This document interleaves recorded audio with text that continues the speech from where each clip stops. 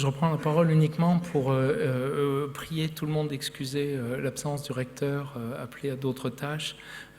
Olivier Dugrip, donc recteur de la région académique Auvergne-Rhône-Alpes, recteur de l'Académie de Lyon, chancelier de l'université, vous prie de l'excuser, remercie bien sûr le ENS et Joseph Stiglitz d'avoir accepté ce moment. On va procéder à la signature du livre d'or. Ensuite, il y aura une séance de photographie. Je pense que je demanderai à nos collègues économistes et aux autres d'ailleurs de nous rejoindre. Et puis, on reprendra avec la conférence du professeur Stiglitz.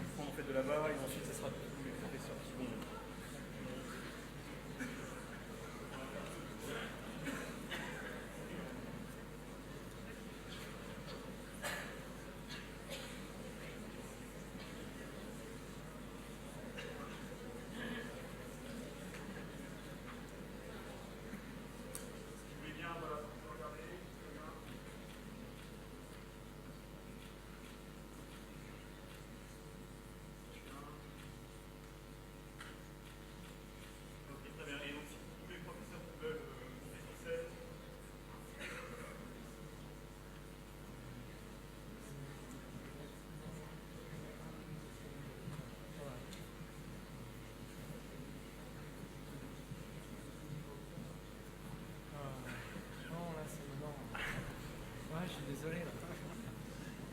C'est vous les économistes. Why don't you go there?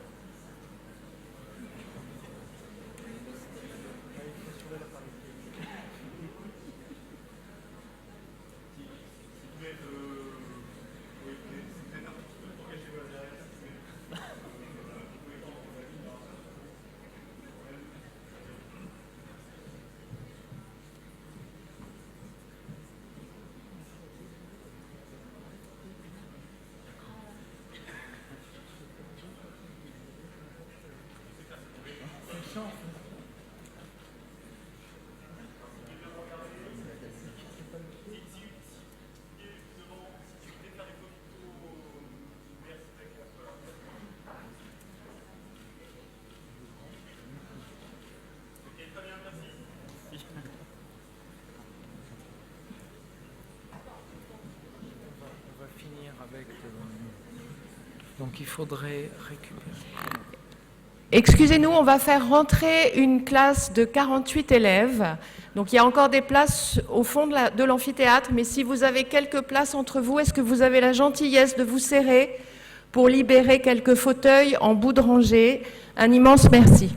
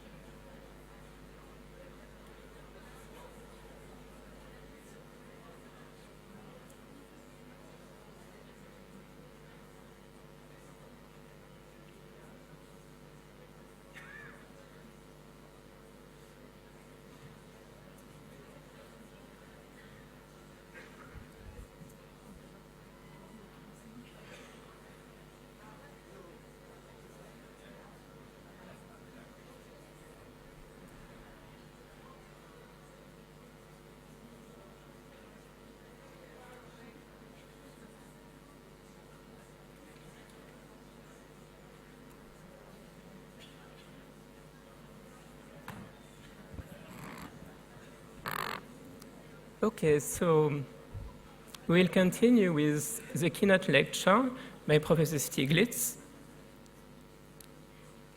Yes, we are waiting for some students to enter the room, so we'll start in a few seconds.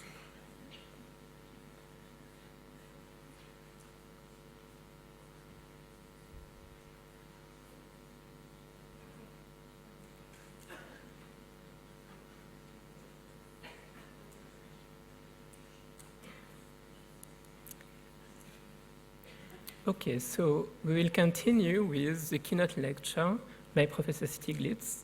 It will be about after neoliberalism, the need for a new paradigm. And I would like to remind you that you have the possibility to ask questions during the lecture, and it will be shown on the screen. You can ask your questions by SMS. And I will receive the questions on an iPad, and then I will ask the question for yourself to Professor Stiglitz. So I think we should are very honored to listen to the lecture by Professor Stiglitz, and we should thank him for his presence today.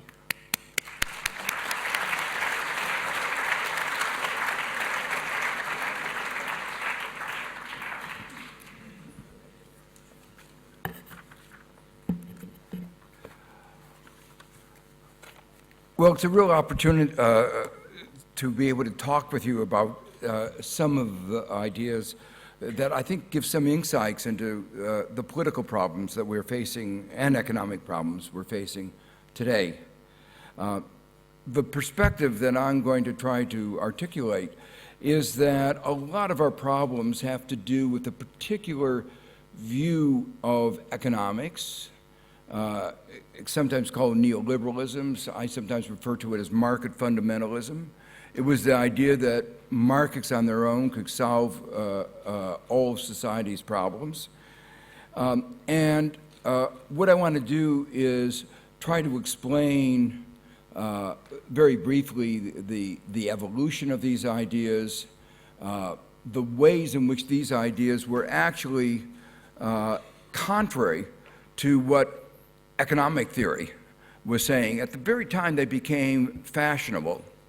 And then I want to spend about the last part of my lecture talking about an alternative paradigm, more in the area of policy, but giving a framework for thinking about how do we go forward. As I said, neoliberalism is the notion that markets on their own are basically efficient and fair and should be relied upon for the allocation of scarce economic resources. And as you mentioned in your introduction, this perspective, which Ronald Reagan put it, government is the problem, not the solution.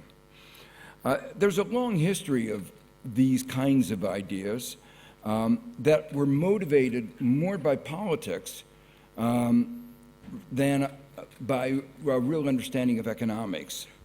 The central idea of this politics was to denigrate the role of the state.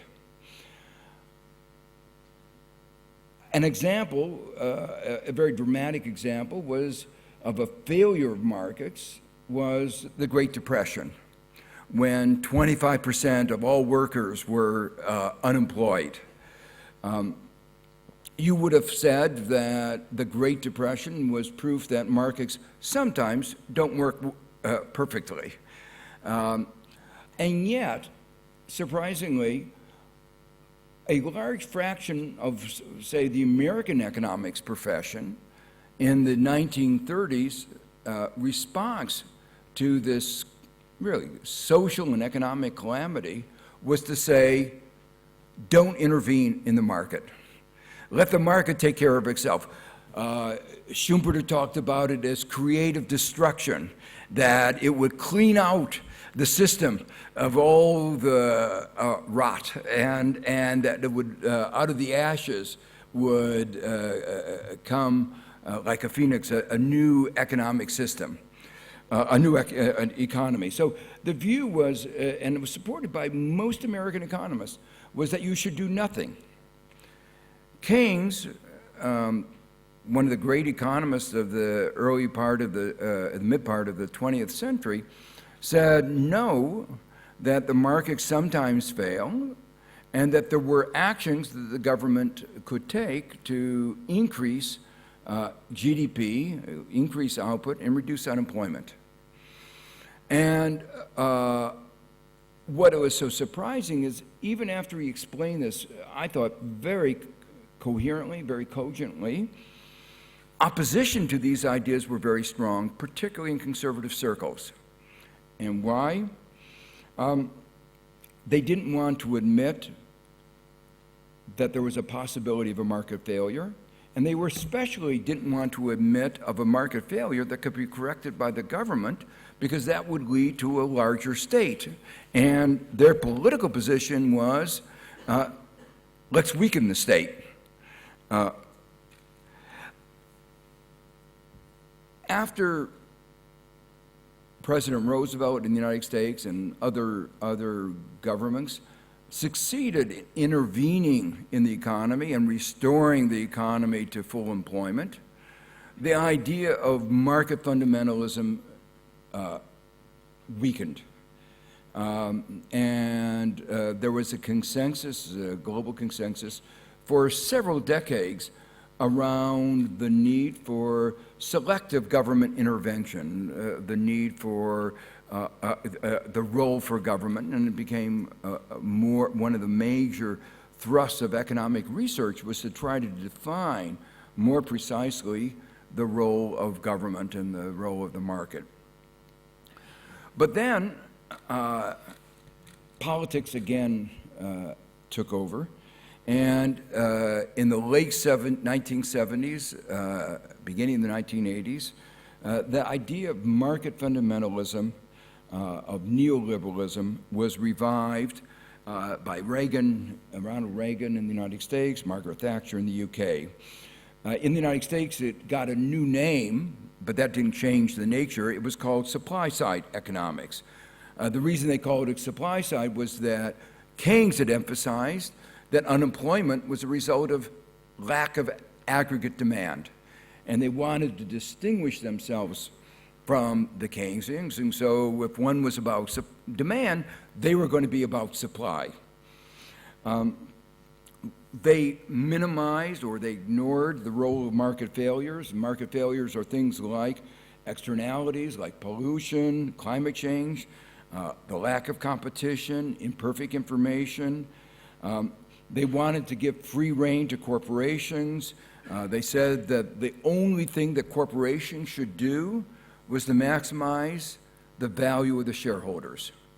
In fact, Milton Friedman, who was the high priest of the Chicago School, which was the place where these ideas reigned, said it was basically a sin for a corporation to think about anything other than shareholders. If they engaged in corporate responsibility, that was irresponsible in his point of view. And he succeeded in the United States of having laws passed that say that corporations have to only focus on shareholders. And if they did anything else, they could be brought to court and sued for dereliction of duty. They also had no concern about distribution or inequality. In fact, when the data about inequality began to come in, and the inequality in the United States started to rise in the late 70s, early 80s, President Reagan's response was, let's stop collecting the data. If we don't have the data, nobody will know that inequality was increasing, as long as we don't look with our eyes and see what's going on in the country. Well, he argued this school argued that not only were there not market failures, the view was, a very political view, that governments always failed. And so even if there were a market failure, government would not be able to solve the problem.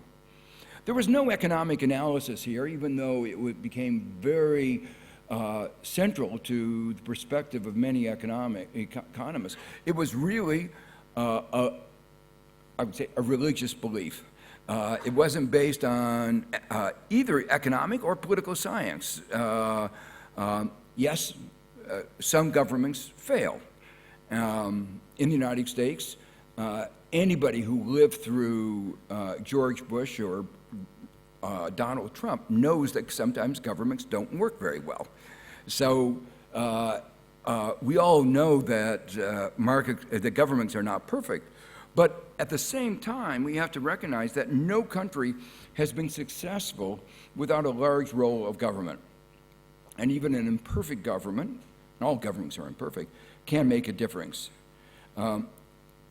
This perspective also ignored the potential of strengthening public institutions and actually took actions to weaken them, as we see is going on in the United States today. And they ignored the potential for other forms of collective action and made these more difficult. And I want to emphasize this because we think of government when we think of people acting together, but there are many other, the government goes on at many levels, local levels, regional levels, national levels, global level, but there's also other forms of collective action where people are working together to solve societal problems. And I'll talk about a few of these later, but a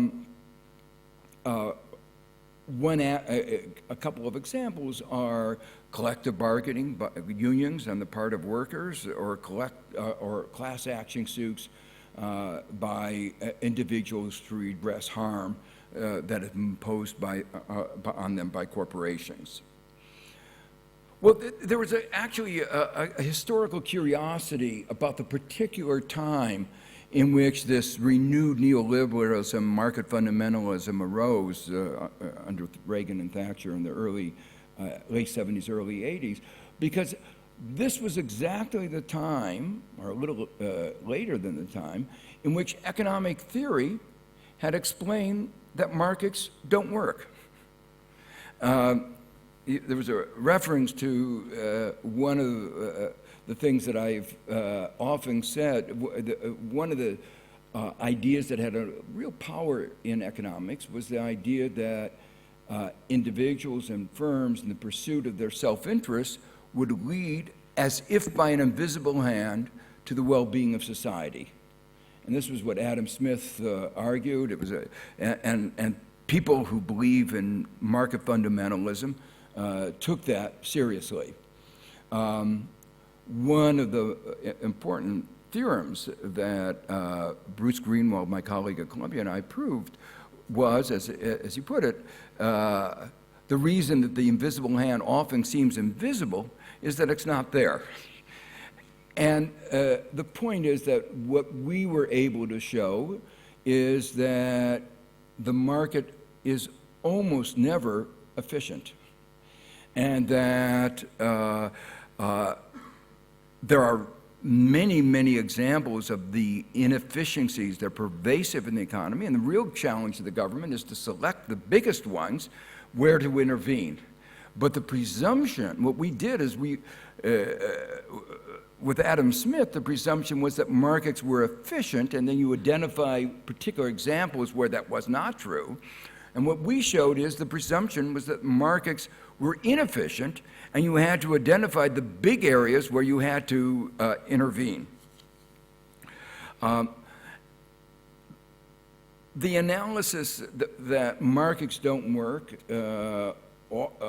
typically in producing either efficient or fair outcomes, was a large body of work that began with Ken Arrow and Gerard Debreu in the 1950s, both of whom got the Nobel Prize for their work.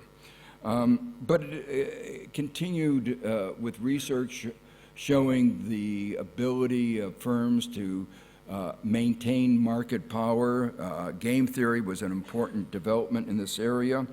An understanding more about inequality and the way that it harms an economy. And there was a wide body of research showing that government intervention could make things much better. Well, the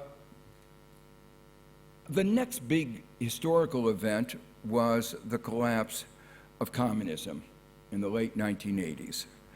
And this gave renewed vigor to the idea of neoliberalism for the wrong reason.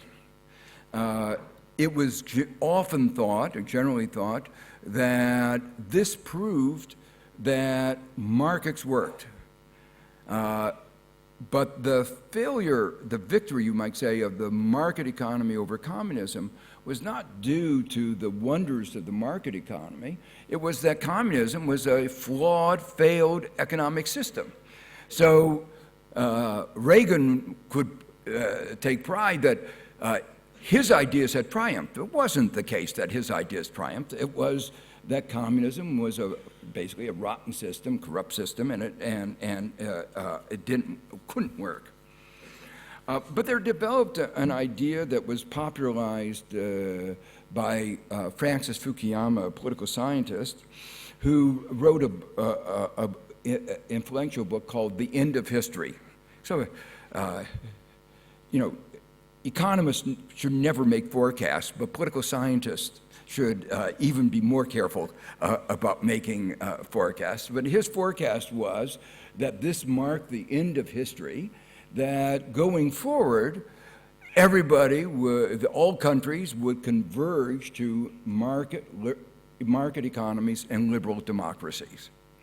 Now, in light of what's happened in the last 5 years, last 2 years, with the Philippines, Brazil, Russia, the United States, India, it seems a little bit naive to say that everybody's converging to democracy, or that even we're going to our free market economy, especially with the rise of protectionism by Trump.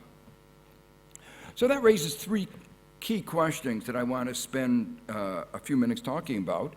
How do we explain what has happened in the last few years, the rise of these demagogues, the anti-market economy sentiment? What are the dangers, and is another alternative world possible?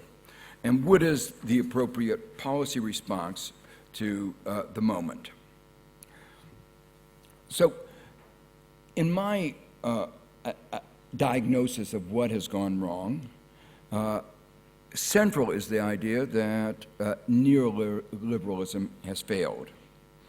The policies based on this market fundamentalism entail things like lowering the tax rates at the top, deregulating the economy. The idea was very simple, that deregulation was taking away the restraints, lowering the tax rates would incentivize, and the two together would result in faster economic growth from which everybody would benefit. And they argued that even tax revenues would go up, even though tax rates had gone down. Every one of their predictions was wrong, except for one. They had anticipated that it would lead to more inequality, but they got even more inequality than they had hoped for. The growth slowed, inequality grew, those at the bottom and middle saw their incomes stagnate or even fall, deficits soared, and eventually the economy went into crisis, the crisis of 2008. When things didn't work out well, they doubled down on the strategy. I don't know if this is a French expression. Double down is if you gamble and you're losing, rather than saying, the gambling is really stupid, what you say is, I'll double my bet and hope to get out of your losing streak. It doesn't work, and it didn't work in economic policy, but that's what happened in the United States and many other countries as the neoliberal ideas didn't work. Rather than saying, look, cutting tax rates doesn't stimulate the economy, what did they do? They said, let's cut them some more. We haven't done enough. And when austerity didn't work, They said, let's be a little bit more austerity. And it was sort of like, I sometimes give an analogy, it was like the medieval bloodletters. When they used to let the blood, the idea was that bloodletting would get the bad humors out of the body, and that person would recover. When it didn't work, what did they do? They took out more blood. Do you think they eventually recovered as they took out all the blood of the person? He normally died.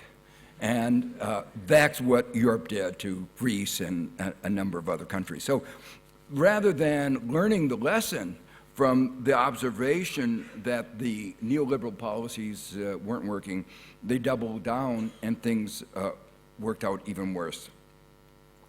So from my perspective, I think this, quote, neoliberal experiment can be declared a failure. And we need to move on to an alternative, and as I say, at the end I'll try to describe what that alternative is. Let me just give a few graphs that illustrate how bad things have been. This shows growth in the decades after World War II, and then the decades after neoliberalism went into place. And what you see is both in Europe and the United States, the growth rates slowed down as a result of neoliberalism. I said that even though growth was slower, most of the benefits went to those at the very top. And the next two graphs illustrate this. America does everything bigger and better than other countries, and one of the things that we really do well is inequality. And this graph illustrates the nature of that. Those of you with good eyes can see a dark line at the bottom. That's not the horizontal axis. That's the average income of the bottom 90% of Americans. And if you have very good eyes, you can see that the average income of the bottom 90% of Americans has hardly changed at all since 1973. That's more than 45 years. But you don't have to have good eyes to see that dotted line at the top. The dotted line at the top is the average income of the top 1%. And you should be able to tell from that graph that they've done very well over the last 45 years. So, and I should say, you know, one of the things, if you've taken a statistics course, you know how to manipulate statistics to distort views, but these are just the numbers that come out of the surveys and out of the databases. So I haven't even manipulated the data to make it look worse. These are, we call natural numbers. I haven't taken a log or a log or anything like that. These are the numbers. Europe looks a little bit better, but not a lot better, and has exactly the same pattern. So these are the same numbers for the bottom 90% for UK and Spain, and you see that they all look, if you have a microscope, they look a little bit better, and the top 1% doesn't look quite as aggressive, but the overall pattern is similar. What I want to emphasize is there never was a theory behind neoliberalism. It was not based on economic science. It was, as I said before, basically based on politics. As I said before, research had explained why market failures and exploitation were pervasive. Even limited government action could improve matters. Shareholder value maximization did not lead to societal well-being. One of the reasons I was so annoyed with Milton Friedman and his success in getting the laws changed was that Sandy Grossman and I had written a paper in 1977 and wrote another one a couple years later than that, explaining that shareholder value maximization would not be welfare maximizing. Milton Friedman never tried to refute our paper. He couldn't, because it was right. But he was successful in the politics, and we were not. Until, and this is maybe an important lesson for some of the students here, you have to fight battles over the long term, not just over the short term. And so one of the things that's just happened in the last couple of months is that the American CEOs of the largest companies, remarkably, have agreed that shareholder value maximization is wrong. And they said that we need to take into account the consequences to our workers, our customers, our communities. And so, you know, a hard slog, but I think we finally succeeded in changing the national discourse to make it understand that shareholder value maximization is not the right framework for corporate governance.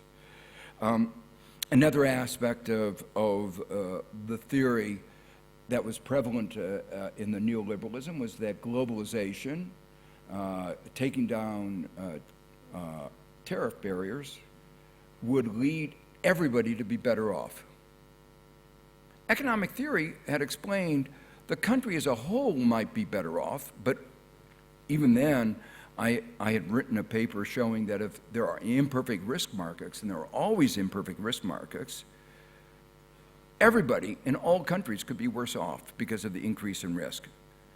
But even if the country as a whole was better off, there was a wide body of research that argued that unskilled workers in advanced countries would be worse off, particularly when there was trade with developing countries where wages were low.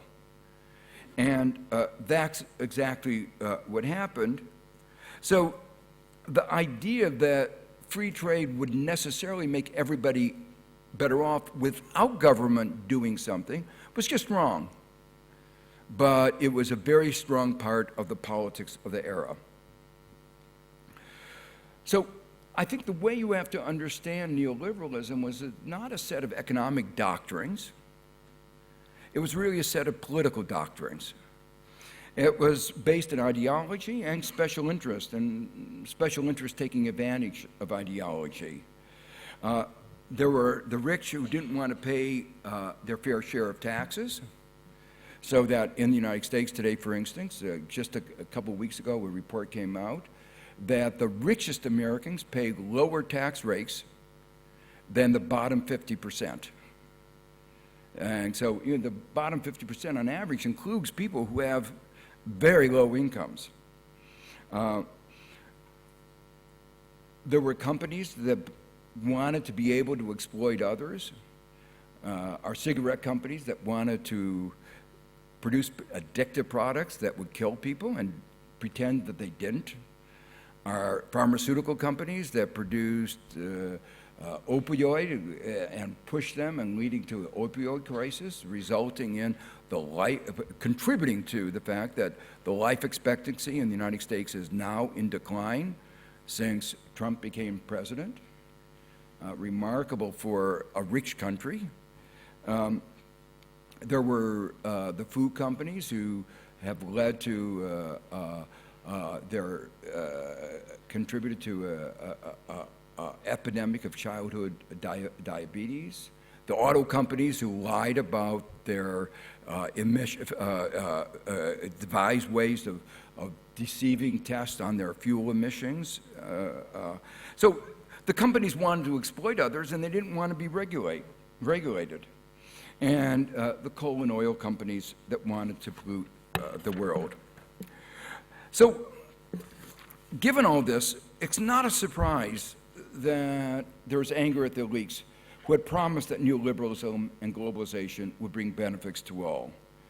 And that leads to the question, were they lying, were they honest, but simply misinformed? In the US, and I think in many other countries in the advanced world that were afflicted by the crisis, there was a real, the view that there was that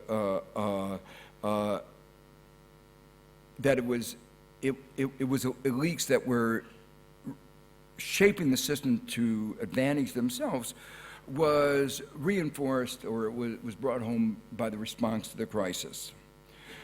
For instance, Obama appointed the same individuals who had been responsible for financial market deregulation that had brought the economy into the crisis. He appointed them to fix it. And guess, when they fixed it, where all the money went? We're talking about hundreds of billions of dollars. And the mindset, maybe I can give you a flavor of the mindset. I was right after Lehman Brothers collapsed. It was September of 2008, and Obama was running for the presidency, and there was a sense that this was a moment of national unity, and the Republicans and Democrats had to agree on what to do. And so Obama had a conference call of trying to ask economic advisors, what should he do? And most of the people on the conference call were bankers. And their first question was, the proposal was a $700 billion bailout for the banks. And their question was, why only $700 billion? And the answer was, don't worry, if you need more money, we have it. We just thought $1 trillion seemed too big. So it gave, and when I raised the question, what about the workers? What about the people who were losing their homes? The bankers' response was, let's be serious. We're not talking about these uninteresting things. And they went ahead focusing on the banks. So given that, it's not a surprise that there is a belief that the political and economic system seemed rigged. In Europe, there's a different, but in many ways similar set of problems. The Growth and Stability Pact was supposed to assure growth and stability and convergence, that the richest and the poorest countries would grow together. But it didn't do any of those, and predictably so. It was based on, again, neoliberalism. Growth slowed, the euro crisis was severe, and the rich countries got richer, and the poor poorer. There was not convergence, there was divergence. And austerity was supposed to restore growth. Greece gave the most dramatic example where it led to a 25% fall in real incomes and 25% unemployment. In many ways, globalization was not only, and neoliberalism was not only bad for the economy, but also for our democracies. The reason for this was that certain key areas of concern, those affecting economic well-being, seemed to be taken out of the hands of citizens. These included environmental, health, safety, and even economic regulations. For instance, countries could be sued if they violated the rights of corporations, even when the corporation's activities threatened the public interest under some provisions called investment agreements and ISDS. These are technical, but the idea that you could be sued for passing a regulation to advance the public interest. Let me give you an example.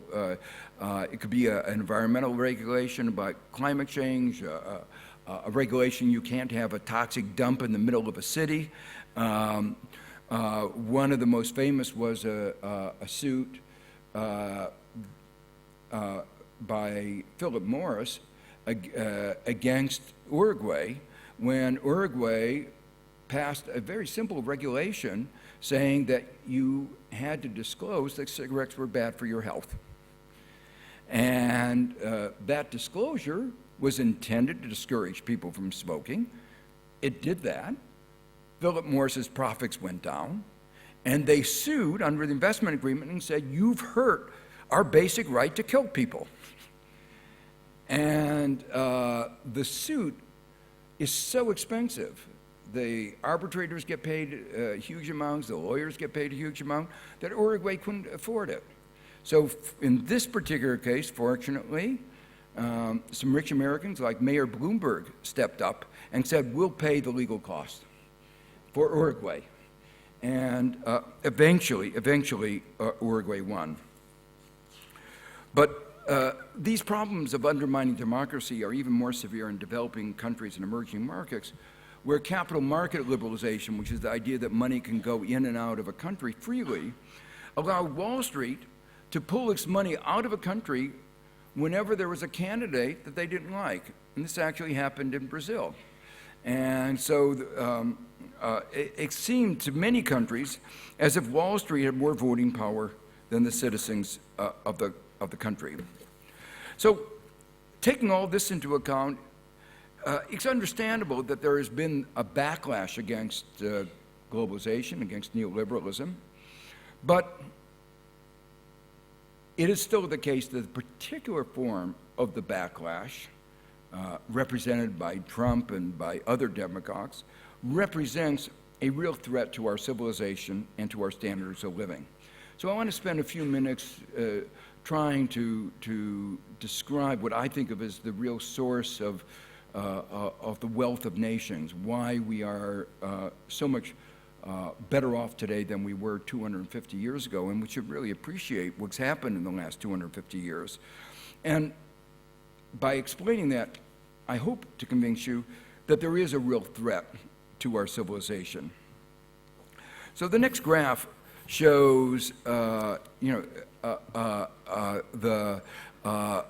measures of living standards, like GDP per capita.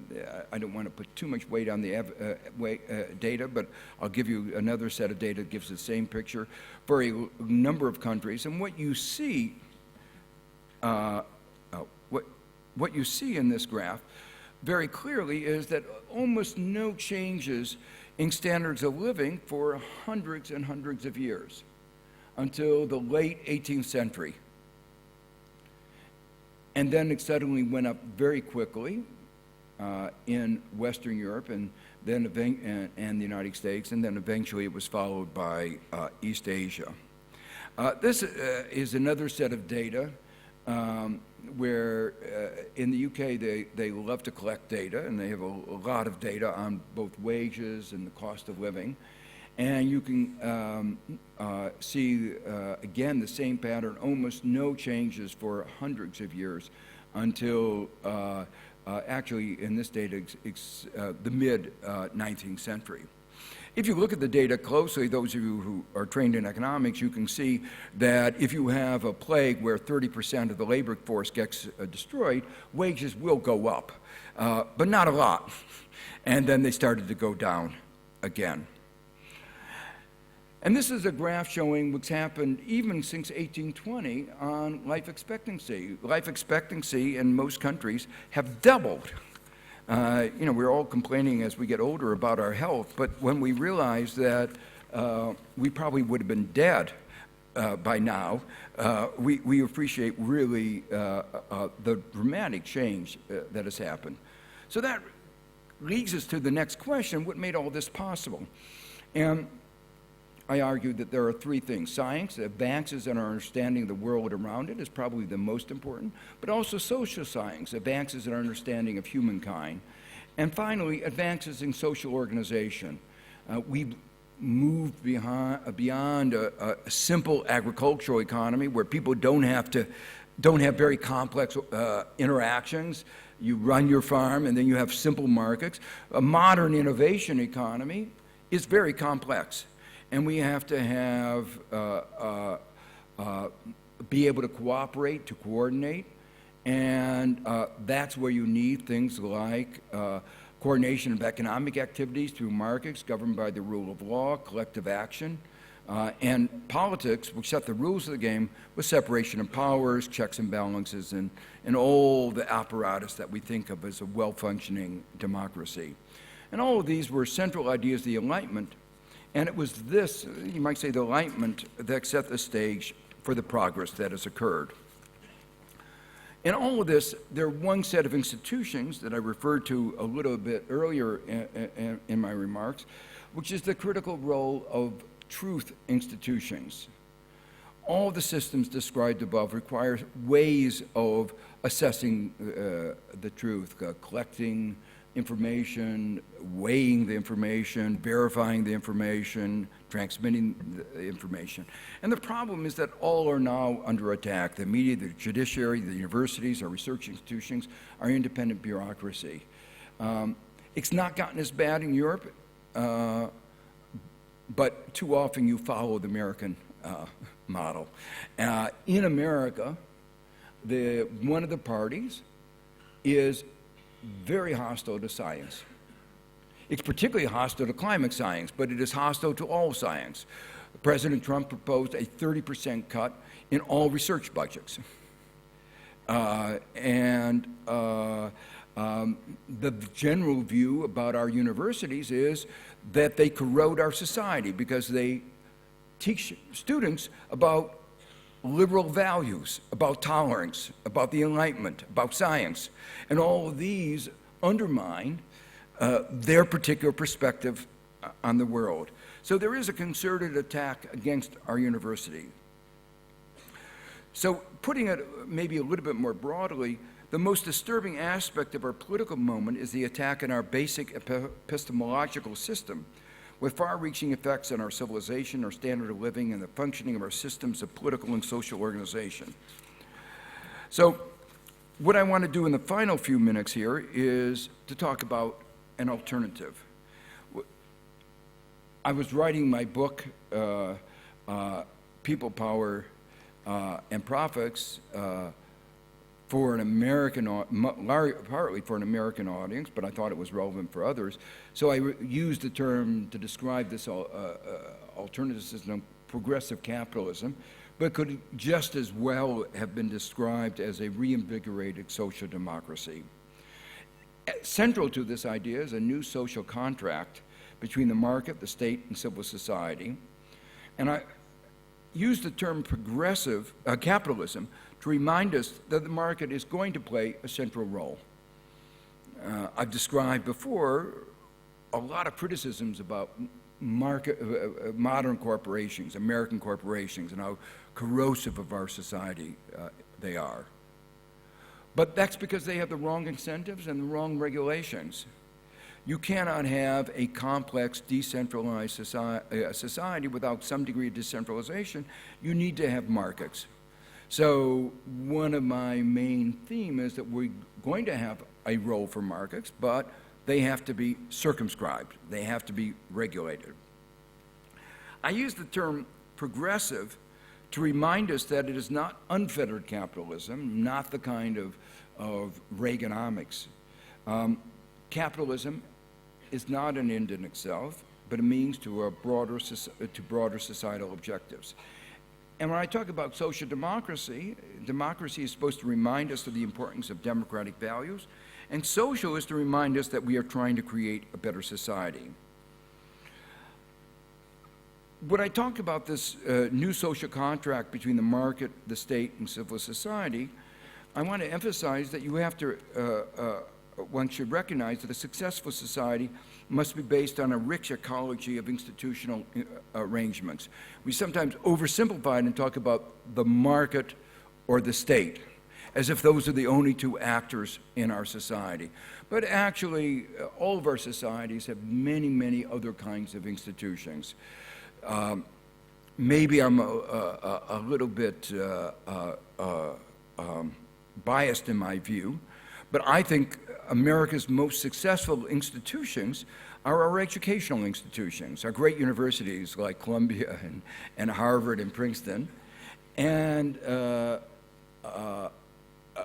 University of California. All of these institutions are either foundations, not-for-profits, or state. Most of them are actually not-for-profit foundations. Berkeley is one of the very successful state institutions. None of them are for-profit. The emblematic of the for-profit institutions is Trump University. And that excelled in only one thing: exploiting vulnerable students. charging them large tuition without delivering anything to them. And many of you may have known he was sued over and over again, just like he sued everybody. What he did to those students was so outrageous that he was sued, and before he became president, he had to settle those suits for millions and millions and millions of dollars.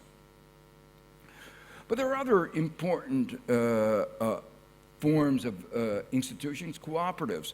The only successful, the only good-behaving financial institutions, banks in the United States, were our cooperatives. We called them credit unions.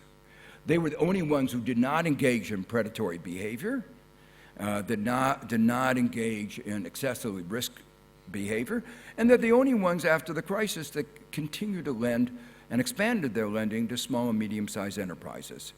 So what I want to emphasize, we sometimes forget the importance of all these other institutions, which are important, can be an important part of our economic system. And the final thing what I want to emphasize, that I'm not going to say much about, but I think it is fundamental, that economics, economic relations shape who we are. Cooperatives, for instance, encourage cooperative behavior and have broad implications for the nature of our society. Bankers behave differently from other people, and there's been a lot of experiments in behavioral economics to show that they are more selfish and more dishonest than other people. And when you remind bankers that they're bankers, they become even more selfish and more dishonest. So the point is that the economic context in which you work affects how you think, who you are. And it's something that we often don't talk about in economics, although there's a wide body of research in behavioral economics that now recognizes this. So the ideas of progressivism, the ideas of progressive capitalism, are based on a long intellectual tradition. It goes back to the Enlightenment, as I said before. The Enlightenment, one of the basic insights was that progress is possible, and it is within our power to construct an economic and social system that advances progress. And obviously, as an economist, I talk a lot about standards of living, ability to have sustainable increases in life expectancies, and progress in living within our planetary boundaries. But there are many other dimensions to what we should mean by progress.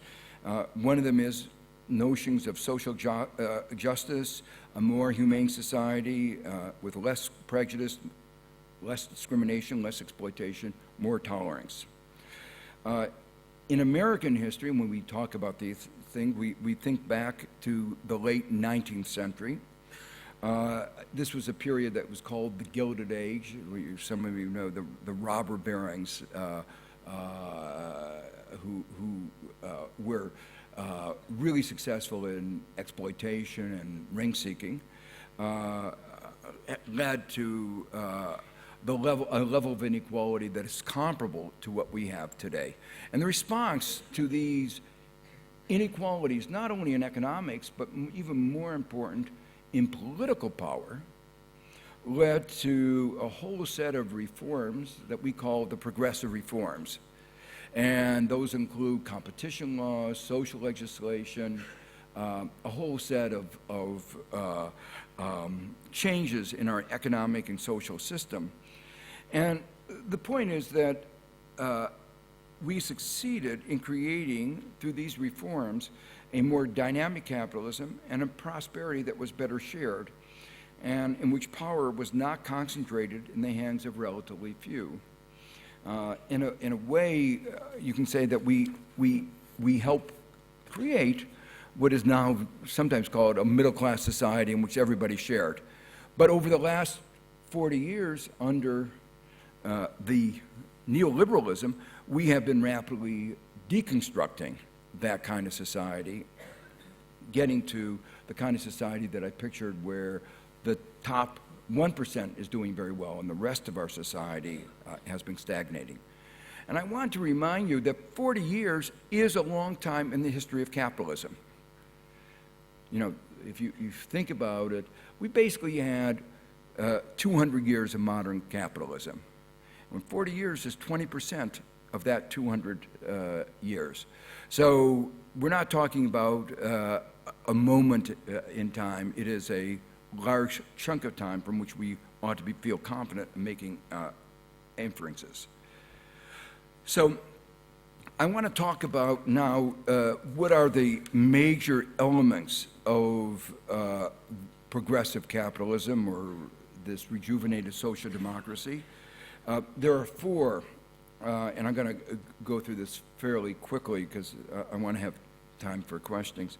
The first is rewriting the rules of the economy, rewriting them in ways to constrain power and its abuses, to create a more efficient and fair economy, to ensure that we live within our planetary boundaries, to give more scope for collective action. And the second is public expenditures, to do what the private sector cannot or will not do, or to do what the government has a comparative advantage of doing.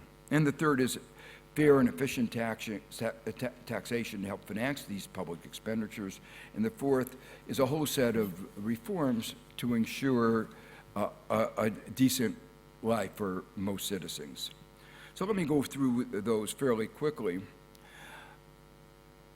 The first point is that markets don't exist in a vacuum. They have to be structured. So what do we mean by structured? They have to be, you can't play any game, you know, whether it's football or, you know, rugby, whatever game, you have to have rules and you have to have referees, you have to have structure. And societies can't function without good rules. It's part of what we mean by the rule of law. There's been, in the United States and many other countries, a strong anti-regulation sentiment. People say regulations are stifling. My response to that is there are some regulations that are bad, and we have to constantly pass them, reassess them. But society can't live without regulations. The Ten Commandments were a simple set of regulations. But if we want to think it in more modern terms, without stoplights, which is a simple regulation. A stoplight is a regulation that says who can go first and then who goes next. You know, you have a simple set of regulations. Without stoplights in New York City, we would be in constant gridlock. You couldn't go anywhere, and we would be totally dysfunctional. So that's an example of a regulation that's absolutely necessary. Without regulations on the environment, we would be, our cities like Los Angeles and New York City would be like Beijing and New Delhi, where you can't breathe, and your life expectancy is significantly shortened. So you need these regulations, but of course the rules have consequences for the distribution of income, and you have to think about those distributive consequences. The problem is that the rules that dominate the structure of our economy today were written in an era of neoliberalism. I gave one example, like that firms should just maximize shareholder value. It wasn't always that way, but that's what Milton Friedman succeeded in getting them to do. And those rules, those neoliberal rules, resulted in an economy with more inequality, more market power, and actually a less efficient economy, a slower growing economy. And obviously that particular perspective ignored the market failures, ignored the need for collective action. It was a very narrow view of the market economy. So the basic point is that we now have to rewrite those rules again, and that has to be done for virtually every aspect of our economy, to ensure more competition, better corporate governance, bankruptcy laws, better managed financial sector, better managed globalization, better macroeconomic management, including monetary policy, not just focusing on inflation, for instance, but also taking into account unemployment. We have to have rules to reduce the scope for exploitation, to facilitate collective action, to, most importantly, and I'll come to that in a second, to ensure that we live within our planetary boundaries, as I said.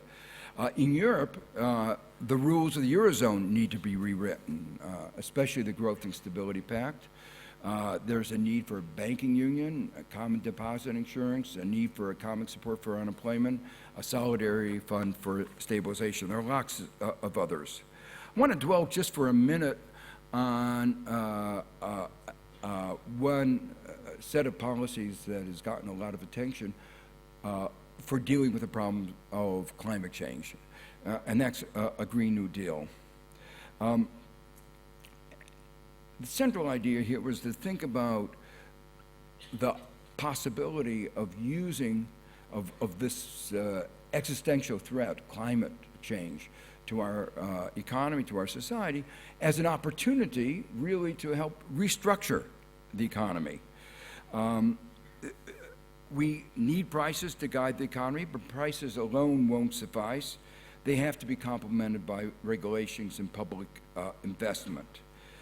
The reason the term New Deal is used is it evokes, again, a moment in American history where we were in the Great Depression and Franklin Roosevelt put forward this program to revive the economy called the New Deal. And the point is that this is supposed to be a way of reviving our economy, taken in a different direction from which it's been working. But in a way, a better metaphor might be wartime mobilization. I think one way of thinking about this is that there's two views about the way the world is going. One of them is there are a lot of people worried about unemployment that will be generated as a result of technological innovation like AI. The chairman of our Federal Reserve, Ben Bernanke, worried about too much savings. He called it a savings glut. So on the one hand, you have a set of economists who are people who are worried about our having too many resources and not knowing what to do with them. And then when we come to discuss climate change, what do you hear? We can't afford it. Now, those two views can't both be correct. If you have a surplus of resources, it's obvious that we have at least an abundance of resources to use to deal with the green transition. And I think that that dealing with the green transition, the Green New Deal, is an important way of getting out of the quandary that we're in. Well, the other elements of the agenda of what I call progressive capitalism are pretty straightforward, so I'll just go through them very quickly. Public investments in education, science, technology, and infrastructure are at the heart of any successful economy. Government assistance in structural transformation and better systems of social protection, active labor market, industrial policy are particularly important because our society is going through some very dramatic transitions from a manufacturing to a service sector economy, demographic transitions, urbanization transitions, globalization transitions. And I highlighted before the great inequalities, and obviously these have to be dealt with. Progressive taxation is necessary to finance these, and the issue of what is the appropriate structure of taxation has been very much in the political center of discussion, with Elizabeth Warren proposing a wealth tax, which was a tax that was of some controversy in France. But 70% of Americans support her idea of a wealth tax. There are some basic principles of good taxation, like taxing bad things, pollution, excessive financial transactions, actually improve the functioning of economy. Taxing rents are a non-distortionary way of raising revenue. I referred to the fact that we have a strange system where the very rich pay a lower tax rate than ordinary citizens. Multinational corporations have been able to take advantage of globalization to basically avoid taxation. And finally, even if all these reforms were done, it won't suffice to ensure a middle-class life for many citizens, for most citizens. And so the final idea that I talk about is what I call a 21st century reinvigorated welfare state. That has to go beyond just social protection, helping individuals as they go through life, ensuring opportunity, including the opportunity to work. So let me just conclude by saying that I hope I've explained the failures of neoliberalism. I don't have to explain it. You can just look around and see it. But I've also tried to say that there is an alternative paradigm. The old economic model has failed for over 4 decades. And there are some, I talked about doubling down, but there's another course that a lot of people say, little tweaks, little changes, a little bit more spending on education. I think that's great. But those little tweaks, those little changes are not going to suffice to make our system work. I think it requires major changes based on what we have learned from successes and failures all around the world. What you call it, whether you call it progressive capitalism or reinvigorated social democracy, is not important. What is important is what we do. And at the core of this is what I described as a new social contract, a new economic order, based on a new relationship between the market, the state, and civil society. And I believe very strongly that this new social contract can produce better growth with more equality and address the climate inequality crisis that we are confronting. Thank you.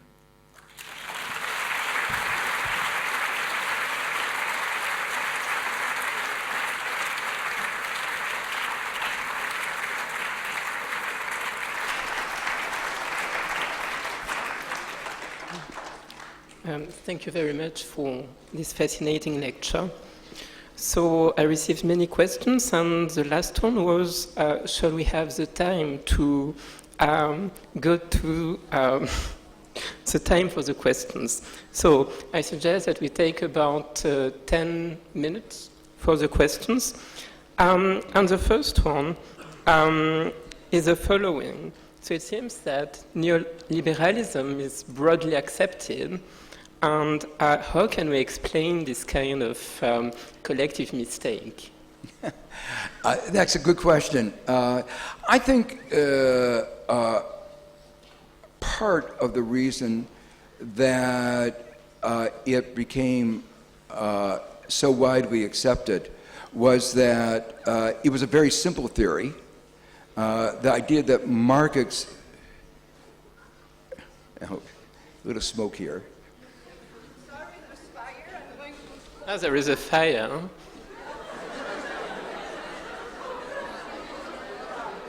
So I guess we should just wait.